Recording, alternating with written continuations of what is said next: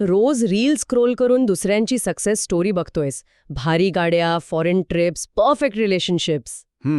पण स्वतःच्या लाईफचा picture flop का होतोय याचा कधी विचार केलाय का? आपण सगळेच ना एका चक्रात अडकलोय. कष्ट करतोय, धावपळ करतोय, पण मनासारखं काहीच घडत नाहीये.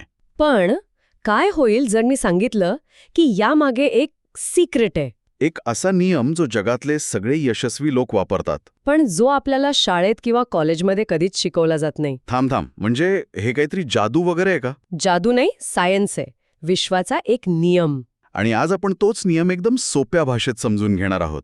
हे फक्त मोटिवेशन नाहीये, तर लाईफमध्ये जे हवंय ते मिळवण्यासाठी आपल्या विचारांना कसं वापरायचं याची एक प्रॅक्टिकल गाईड आहे. आणि जे ऐकणार नाहीत ते त्याच चक्रात अडकून राहतील. ओके, तर मग सुरू करूया. हे सिक्रेट आहे तरी काय? याला लॉ ऑफ अट्रॅक्शन असं काहीतरी म्हणतात ना, खूप ऐकलंय याबद्दल. अगदी बरोबर. लॉ ऑफ अट्रॅक्शन किंवा आकर्षणाचा सिद्धांत. म्हणजे नक्की काय? सोप्या भाषेत सांग ना. बघ, जसा गुरुत्वाकर्षणाचा नियम आहे की वर फेकलेली वस्तू खालीच येते, हो. तसाच हा पण विश्वाचा एक नियम आहे. तुझे विचार आहेत ना, ते एका शक्तिशाली मॅग्नेटसारखे आहेत. Magnet, interesting. हो, तू ज्या गोष्टीवर सर्वात जास्त फोकस करतोस, ज्याचा सर्वात जास्त विचार करतोस, त्या गोष्टींना तू तुझ्या आयुष्यात खेचून घेतोस. अच्छा. कधी असं झालंय का की एखादा गाणं सकाळी ऐकलं आणि ते दिवसभर डोक्यातून जातच नाही? अरे हो, खूप वेळा होतं असं. लिटरली डोक्यात अडकतं ते. हां, लॉ ऑफ अट्रॅक्शनचा एक छोटासा, अगदी छोटासा नमुना आहे. तू नकळतपणे त्या गाण्याच्या विचाराला अट्रॅक्ट करत होतास. पण एक मिनिट, हे जर इतकं सोपं असेल तर मग प्रत्येकाची स्वप्न पूर्ण का होत नाहीत? बरोबर. मी तर नेहमी विचार करतो की श्रीमंत व्हायचंय, पण माझा बँक बॅलन्स तर तो तसाच आहे. हां, इथेच तर खरी गंमत आहे. आणि इथेच आपण सगळे चुकतो. कुठे? आपली सगळ्यात मोठी चूक ही आहे की आपण आपल्याला जे हवंय त्यावर नाही तर जे नकोय त्यावर जास्त लक्ष देतो. म्हणजे नाही कळलं. बघ, आपण काय म्हणतो, मला कर्ज नकोय. हो, बरोबर. यात तुझं लक्ष कशावर आहे? कर्जावर. एक्झॅक्टली. किंवा मला परीक्षेत नापास व्हायचं नाही. अच्छा, फोकस नापास होण्यावर आहे. हो, विश्वाला नाही किंवा नको हे शब्द कळत नाहीत. ते फक्त तुझ्या विचारांचा मुख्य विषयावर म्हणजे सब्जेक्टवर प्रतिसाद देता. अरे देवा. तू कर्ज म्हणतोस ते तुला अजून कर्ज निर्माण करणाऱ्या परिस्थिती देता. अरे बापरे, म्हणजे दिवसभरात येणारे हजारो निगेटिव्ह विचार कंट्रोल करावे लागतील? नाही. ते तर खूपच अवघड आहे. Almost impossible. बरोबर. आणि प्रत्येक विचार कंट्रोल करायची गरज नाहीये. त्यासाठी एक सोपा मार्ग आहे. काय? आपल्या भावना, आपल्या फिलिंग्स. भावना? हो, आपल्या भावना म्हणजे आपल्या विचारांचा GPS आहे असं समज. GPS. ओके, एक्सप्लेन कर. बघ, जेव्हा तुला आतून चांगलं वाटत असतं, म्हणजे हॅपी, एक्साइटेड, तेव्हा तुझे विचार कसे असतात? पॉझिटिव्ह असतात, साहजिकच. आणि जेव्हा वाईट वाटत असतं, सॅड, अँग्री, स्ट्रेस्ड, तेव्हा निगेटिव्ह. बरोबर. एकाच वेळी चांगलं वाटणं आणि निगेटिव्ह विचार करणं हे शक्य आहे का? नाही, शक्य नाही. मग झालं तर तुझं ध्येय विचार बदलण्यापेक्षा तुझी फिलिंग बदलणं हे असलं पाहिजे. जेव्हा वाईट वाटेल ना, तेव्हा लगेच अशा गोष्टीचा विचार कर ज्यामुळे तुला आनंद मिळतो. ओके, म्हणजे फिलिंग बदलायची. हो. आणि प्रेम, लव्ह, ही जगातली सर्वात शक्तिशाली आणि उच्च फ्रिक्वेन्सीची भावना आहे. ओके, हे आता जास्त लॉजिकल वाटतंय. पण हे रोजच्या आयुष्यात वापरायचं कसं? काही स्टेप्स आहेत का? हो, अगदी सोपी 3 स्टेप प्रोसेस आहे.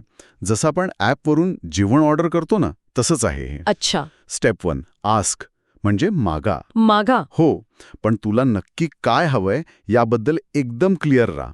मला जास्त पैसे हवेत, हे खूप वेग आहे, अस्पष्ट आहे. मग कसं मागायचं? मला या महिन्याच्या अखेरपर्यंत 25,000 रुपये मिळवायचे आहेत, हे स्पष्ट आहे. ओके. तुझी ऑर्डर विश्वाला स्पष्टपणे सांगायची आणि एकदाच. ठीक आहे. स्टेप 2? स्टेप 2 आहे बिलीव्ह, म्हणजे विश्वास ठेवा. आणि हा सर्वात महत्वाचा आणि खरं सांगू तर सर्वात अवघड टप्पा आहे. विश्वास. विश्वास ठेवा की तुम्ही मागितलेली गोष्ट तुम्हाला मिळणारच आहे. ती तुमच्यापर्यंत पोचण्याच्या मार्गावर आहे. पण ते कसं होईल? हा प्रश्न तर येणारच ना डोक्यात. तो विचार तुझा नाही, तो विश्वाचा आहे.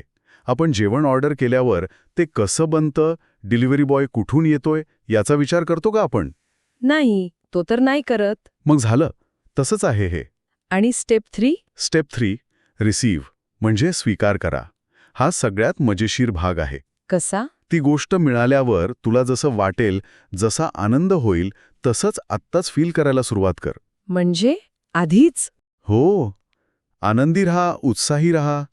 ती चांगली भावना, ती गुड फिलिंग, त्या गोष्टीला तुझ्याकडे वेगाने खेचून आणेल.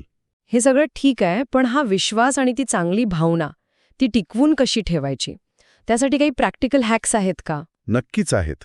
2 खूप प्रभावी गोष्टी आहेत. 2 हत्यारं आहेत. सांग. पहिली आहे कृतज्ञता, ग्रॅटिट्यूड. हा खरंपर लाईफ बदलणारा हॅक आहे का? ग्रॅटिट्यूड.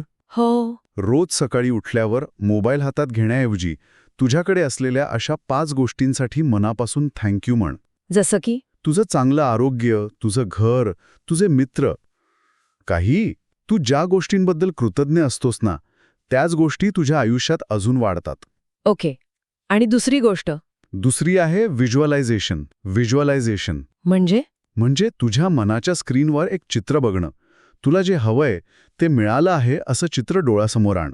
फक्त बघायचं नाही, फक्त बघू नकोस, ते फील कर.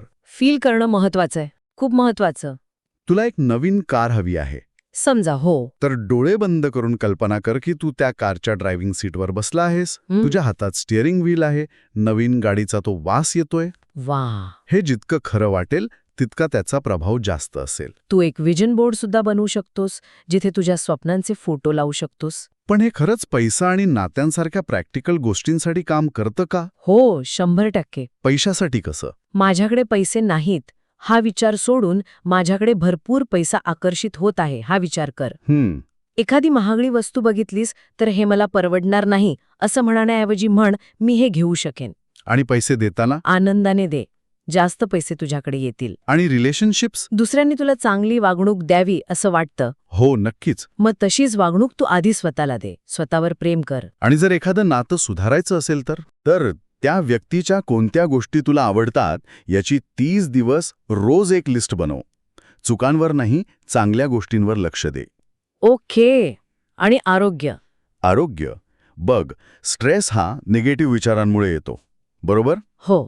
आणि हसणं हे सर्वोत्तम औषध आहे. कॅथी गुडमन नावाची एक स्त्री होती. हो, ऐकलंय मी. तिने फक्त विश्वास, कृतज्ञता आणि आनंदी राहून स्वतःचा कॅन्सर बरा केला, अशी एक प्रेरणादायी कथा आहे. वाह. म्हणजे आपल्या आयुष्याचा रिमोट कंट्रोल तो पूर्णपणे आपल्या हातात आहे. अगदी बरोबर. तुझ्या आयुष्याचा डायरेक्टर तूच आहेस आणि तुझे विचार आणि भावना हे तुझे कॅमेरा आणि स्क्रिप्ट आहेत. दुसऱ्यांच्या सक्सेसच्या रील्स बघून जळण्यापेक्षा आता स्वतःच्या आयुष्याची ब्लॉकबस्टर फिल्म बनवण्याची वेळ आली आहे. एक्झॅक्टली. आणि जाता जाता सगळ्यांसाठी एक शेवटचा विचार. सांगा. आज रात्री झोपण्यापूर्वी फक्त एक विचार करा. जर तुमच्या आयुष्यात कोणतीही लिमिटेशन नसती, पैसा, वेळ किंवा लोकांचं मत काहीच महत्वाचं नसतं तर तुम्ही उद्या सकाळी उठून सगळ्यात पहिलं कोणतं एक काम केलं असतं? Interesting question. त्या प्रश्नाचं जे उत्तर आहे ना, तीच तुमची विश्वाला पहिली मागणी आहे. बरोबर. तिथून सुरुवात करा.